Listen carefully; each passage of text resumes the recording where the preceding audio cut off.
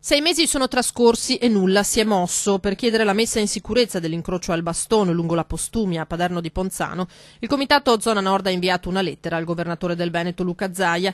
Il suo presidente Cristian Zanatta ha perso la madre Natalia Frare proprio all'altezza di quell'incrocio la sera del 31 maggio scorso, incidente in cui anche la figlioletta di 3 anni era rimasta ferita.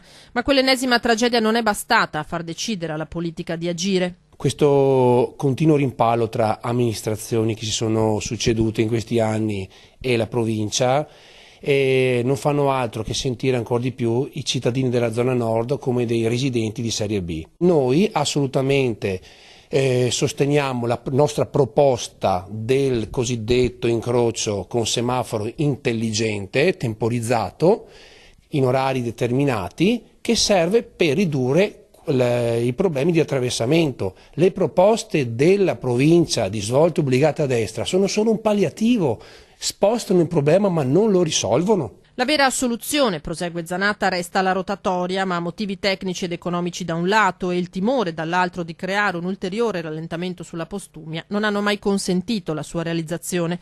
Qualcosa però bisogna pur fare, ribadiscono dal Comitato. Se Comune e Provincia non raccolgono il loro appello, la speranza è che lo faccia il governatore. Indipendentemente dal colore politico, è una persona che tiene al suo territorio. Speriamo che con il suo puntuale intervento si trovi finalmente una soluzione a questo annoso e vergognoso problema.